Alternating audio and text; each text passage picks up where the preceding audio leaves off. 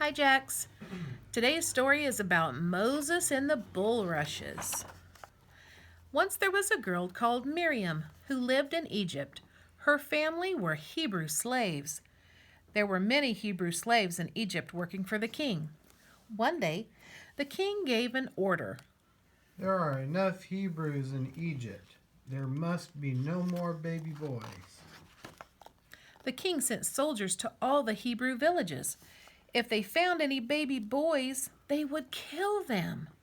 Miriam's mother had a baby boy. What are we to do? Cried Miriam. Miriam's mother hid the baby in the house, and Miriam watched over him. Shh, little brother, be good for mother. But when the baby was 3 months old, he was too big and too noisy to hide in the house any longer. Miriam's mother found a basket and painted it so that it would not leak. Then she wrapped the baby in a blanket and put him in the basket. When no one was looking, Miriam and her mother carried the basket down to the river and hid it among the bulrushes. Miriam's mother hurried back to the house, leaving Miriam to watch the baby. All day, Miriam hid nearby to make sure the baby was safe. Shh, little brother, be good for mother. Then, from her hiding place, Miriam could see some people coming. The king's daughter was walking on the riverbank with her servants. She saw something floating in the bulrushes. Fetch that for me to see, she told her servant. Their servant brought the little basket to the king's daughter. It floated just like a little boat.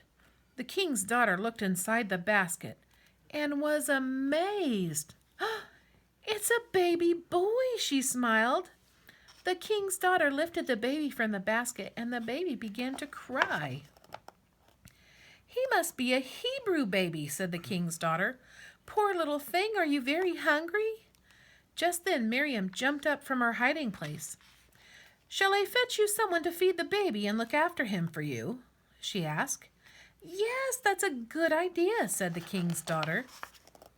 Miriam ran to find her mother, and together they hurried down to the river.